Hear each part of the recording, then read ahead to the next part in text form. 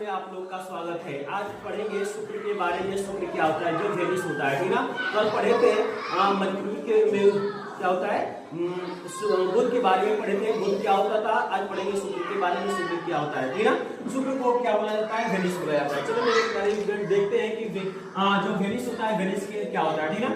बताया गया बाबू कि शुक्र को क्या कहा जाता है, वेनिस कहा जाता है। शुक्र को वेनिस कहा जाता है। बताया गया कि शुक्र के पास कोई उपग्रह नहीं होता है मेरे प्यारे फ्रेंड। उसी तरह कल भी बताया गया कि जो बुध और शुक्र होता है, इसके पास कोई उपग्रह नहीं होता है, ठीक ना।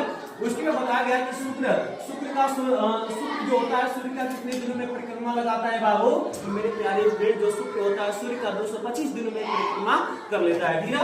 उसी तरह बताया गया शुक्र अपने अर्थ पर कितने दिनों में घूर्णन करता है बाबू, मेरे प्यारे फ्रेंड। शुक्र जो अपने अर्थ पर घूमता है 243 दिनों में ये क्या करता है, अपने घूर्णन कर लेता है, ठीक ना।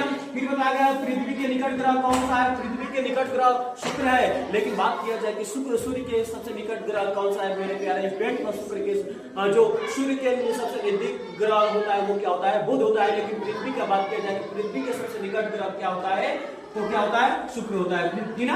फिर बताया गया है कि सबसे चमकीला ग्रह कौन सा होता है, सबसे चमकीला ग्रह क्या होता है, शुक्र होता है। जानते हो क्यों चमकीला होता है, क्योंकि ये सूर्य से क्या करता है कि सूर्य से ये प्रकाश को लेता है, सूर्य को प्रकाश को लेकर ये क्या करने लगता है, बहुत उजाला देने लगता है, इसलिए ये क्या कहा गया, ये सबसे चमकीला ग्रह क्या होता है, शुक्र होता है मेरे प्यारे फ्रेंड। इसी तरह बताया गया कि सांझ या भोर का तारा, सांझ या भोर का तारा किसे कहा जाता है, सांझ या भोर का तारा किसे कहा जाता है, शुक्र को कहा जाता है, क्योंकि इनके पास ऊष्मा नहीं होता है, सूर्य से प्रकाश लेता है और सूर्य से प्रकाश लेने के बाद ये क्या करता है, उजाला देता है, ठीक ना।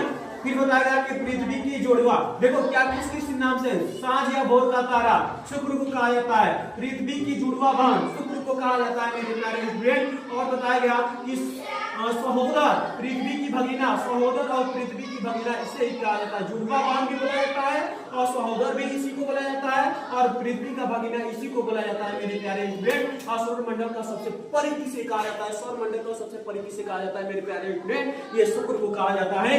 फिर बताया गया कि शुक्र का आकार घनत्व और व्यास क्या होता है, सबसे बराबर होता है, पृथ्वी के बराबर होता है, इसलिए इसे क्या कहा गया, ये क्या होता है, पृथ्वी की क्या होती है, बहन होती है, ठीक है। किसको, क्यों आकार घनत्व और व्यास होता है, ये पृथ्वी के क्या होता है, बराबर होता है, इसलिए इसे क्या कहा जाता है, कि इसे क्या कहा जाता है कि पृथ्वी का भगीना कहा जाता है, या इसे क्या कहा जाता है, पृथ्वी का जुड़वा बहन भी कहा जाता है। क्यों, क्योंकि ये आकार आयतन और सब कुछ किसके बराबर होता है, ये पृथ्वी के बराबर होता है, लगभग माना गया है बाबू मेरे प्यारे स्टूडेंट। फिर बताया गया कि शुक्र ग्रह अपने अक्ष पर उल्टा घूमता है, ये जो शुक्र होता है अपने अक्ष पर क्या करता है, उल्टा, जितने ग्रह होते हैं ये अपने अक्ष